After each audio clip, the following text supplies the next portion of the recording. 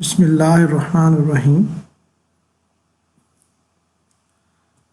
Torque torque mean turning effect. Turning effect से क्या मुराद है? टर्निंग इफेक्ट से मुराद टर्न करने की वो ताकत, टर्निंग एजेंट, टर्न करने का इफेक्ट जो किसी भी बॉडी के पास अवेलेबल हो। यानी torque is a turning agent और अ टर्निंग इफेक्ट जो कि हमें अवेलेबल होगा by applying a force on some certain moment arm. एक एग्जांपल से इसको समझने की कोशिश करते हैं। फर्ज किया हमारे पास ये एक रेंच जो कि एक नट को कसने के लिए इस्तेमाल हो रहा है। अब इस नट को जब हम टाइट करना चाह रहे हैं तो उसके लिए हमने उस रेंच जो स्पेसिफाइड लेंथ का है उस पर फोर्स अप्लाई की अपवर्ड डायरेक्शन में।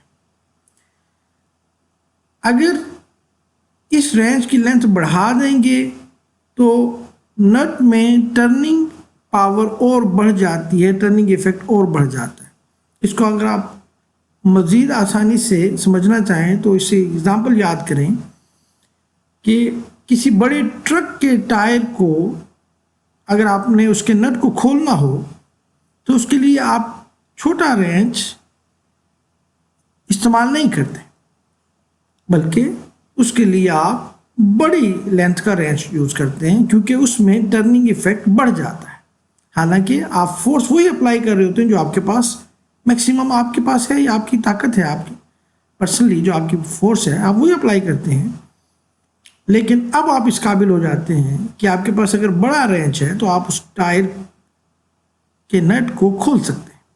क्या वजह हुई कि छोटे रेंच के साथ, छोटी लेंथ के साथ आप वो नट नहीं खोल सके और बड़ी रेंच की लेंथ के साथ आप उस नट को खोल लेते हैं। इसका मतलब फोर्स सिर्फ टर्निंग इफेक्ट नहीं देती बल्कि एक और एजेंट भी है, एक और पैरामीटर भी है जो कि लेंथ है। अगर किसी पिवट पॉइंट से किसी बॉडी को रोटेट करवाना हो तो उसमें फोर्स का तो कलीदी किरदार है ही, लेकिन साथ लेंथ भी इक्वल पार्टनर है।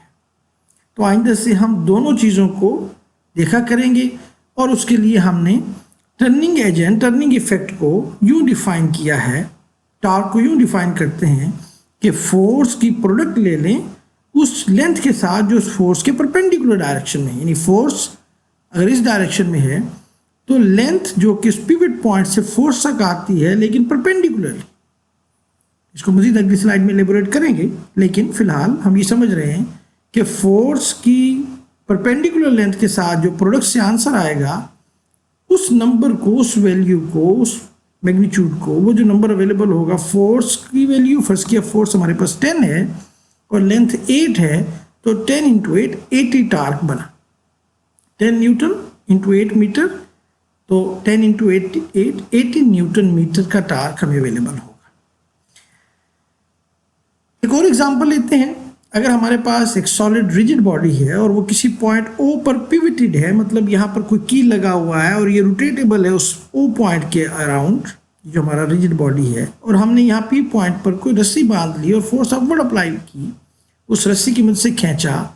ये रेड कलर का जो एरो है ये फोर्स की डायरेक्शन को रिप्रेजेंट कर रहा है। तो इसमें कितना टर्निंग इफेक्ट आएगा, ये फोर्स वेक्टर दो डायरेक्शन में अप्लाई हो रहा है, यानी फोर्स के दो हिस्से बन रहे हैं। ये फोर्स दो डायरेक्शन में इफेक्ट कर रही है, एक तो रेडियस की डायरेक्शन में, ये इस आर की डायरेक्शन में उसको उस पिवट पॉइंट से दूर खींच के उसको वहाँ से तोड़ना चाह रही है। इस पिवट पॉइंट को तोड़ते हुए इस रिजिड बॉडी को आगे लेके आना चाह रही है। लेकिन दूसरा फोर्स का कंपोनेंट जो कि रेडियस के परपेंडिकुलर है, इस रेडियल डायरेक्शन के परपेंडिकुलर है, आर के परपेंडिकुलर है, ये उस पॉइंट से उस रिजिड बॉडी को तोड़ना नहीं चाह रहा, खींचना नहीं चाह रहा वहां से, बल्कि उस पॉइंट के अराउंड रोटेट करवाना चाह रहा। तो जो टर्न आ रहा है वो फोर्स के इस कंपोनेंट की वजह से आ रहा है, इस अलोंग कंपोनेंट की वजह से जो उसी डायरेक्शन में है, अलोंग है उस डायरेक्शन, उसकी वजह से नहीं आ रहा। टर्निंग हमेशा रेडियस के परपेंडिकुलर कंपोनेंट ऑफ फोर्स की वजह से आती है, वो फोर्स जो कि परपेंडिकुलर है रेडियस की। तो आइंदा से जब भी आप टॉर्क कैलकुलेट करना चाहते हैं, यानी कितना टर्निंग की ताकत है, कितना वो बॉडी टर्न करने की सलाहियत रखता है, वो डिपेंड करेगी उसकी उस फोर्स पे जो परपेंडिकुलर है रेडियस के और total length of moment arm, जो कि पिवट पॉइंट से फोर्स तक का डिस्टेंस होता है, perpendicular distance to the force. तो आइंदा से टॉर्क कैलकुलेट किया करेंगे फोर्स का वो कंपोनेंट जो कि रेडियस के या मोमेंट आर्म के परपेंडिकुलर है। फोर्स का वो कंपोनेंट हमेशा एफ साइन ऑफ थीटा होता है, क्योंकि फोर्स अगर इस डायरेक्शन में है और थीटा ये एंगल है, तो ये जो ट्राइंगल बनेगी, जो मेरा कर्सर मूव कर रहा है यहाँ पे, आप अगर गौर करें तो ये कर्सर हम मूव करवा रहे हैं, इस ट्राइंगल में ये along x axis F force का कॉस कंपोनेंट बनेगा, एंगल के साथ वाला कंपोनेंट कॉस कंपोनेंट होता है, और एंगल के सामने वाला कंपोनेंट, एंगल के सामने ये वाला कंपोनेंट हम बना रहे हैं, इसको साइन कंपोनेंट कहेंगे, और यही असल में यहाँ हमने शो किया हुआ। तो फोर्स का एक एक्स कंपोनेंट है, ये कॉस कंपोनेंट है, और एक वाई कंपोनेंट या साइन कंपोनेंट हम कह रहे हैं। तो फोर्स का जो साइन कंपोनेंट है या परपेंडिकुलर कंपोनेंट, वो हमेशा फोर्स का perpendicular component force f sine of theta से आएगा और एफ कॉस ऑफ थीटा से अलोंग कंपोनेंट आएगा। तो f sine of theta into r will give the total torque. Torque चूंकि एक वेक्टर क्वांटिटी है, तो मैग्नीट्यूड तो हमें एफ साइन ऑफ थीटा और आर को मल्टीप्लाई करने से आ जाएगा, लेकिन टॉर्क की डायरेक्शन क्या होगी? तो टॉर्क हमेशा चूंकि या क्लॉकवाइज होगा या एंटी क्लॉकवाइज होगा, यही दो डायरेक्शन हो सकती है, रोटेशन हमेशा दो ही डायरेक्शन में हो सकती है, या क्लॉकवाइज या एंटी क्लॉकवाइज। तो रूल बना दिया गया है कि आप हमेशा जो टॉर्क होगा वो उस प्लेन के परपेंडिकुलर होगा। जो right hand rule vector product हम पिछले लेक्चर में समझ चुके हैं कि राइट हैंड रूल की मदद से हम टॉर्क की डायरेक्शन ले सकते हैं, लेकिन इसमें चूंकि एंटी क्लॉकवाइज को हमेशा कन्वेंशन बना दी गई है साइंटिस्ट की तरफ से कि एंटी क्लॉकवाइज को हमेशा अपवर्ड शो करना है और क्लॉकवाइज को हमेशा डाउनवर्ड शो करना है। तो एंटी क्लॉकवाइज के लिए हमें आर क्रॉस एफ लेना पड़ेगा, यानी टॉर्क के लिए डिफाइन कर दिया। ये फार्मूला आइंदा से याद रखना है कि टॉर्क जब भी मिलेगा वो आर क्रॉस एफ से मिलेगा, एफ क्रॉस आर से नहीं मिलेगा। क्यों?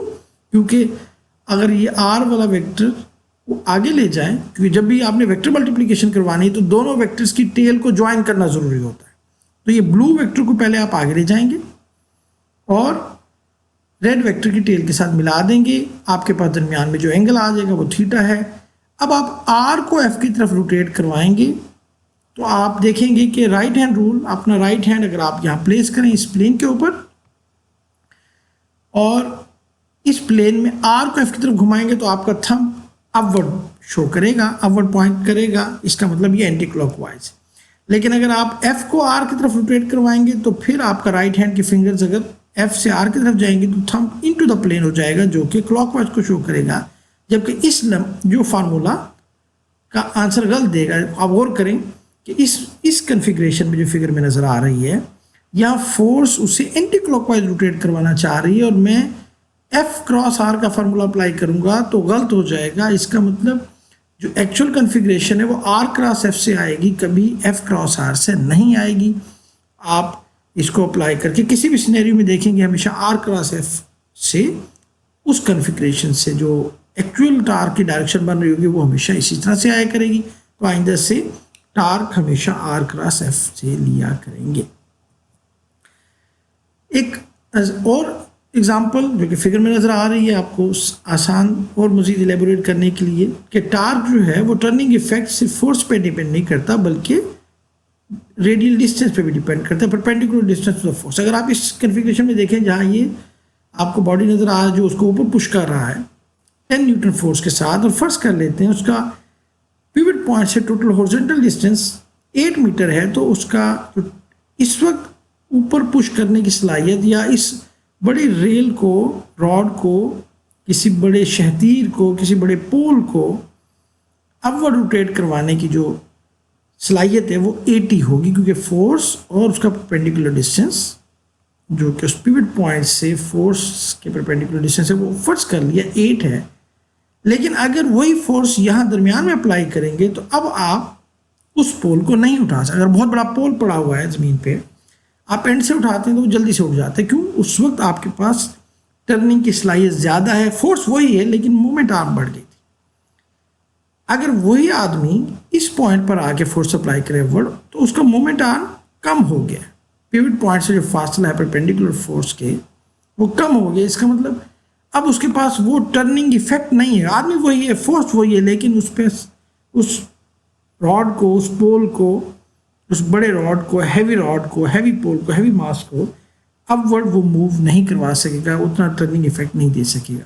तो आप शतीर को या पोल को एंड से उठाएं तो उड़ जाता है, लेकिन सेंटर से उठाने की कोशिश करें तो वो नहीं उठेगा। यहाँ से प्रूव होता है कि आपका जो टर्निंग इफेक्ट है वो दो चीज़ों पे डिपेंड करता है, फोर्स और उसके परपेंडिकुलर उस वक्त कितना डिस्टेंस है पिवट पॉइंट्स फोर्स के perpendicular. Thank you for watching the video. Students videos देखते रहें, हमारा चैनल सब्सक्राइब करें। इंशाल्लाह आपको इससे फ़ायदा होगा और दूसरे दोस्तों को भी शेयर करें। बहुत शुक्रिया।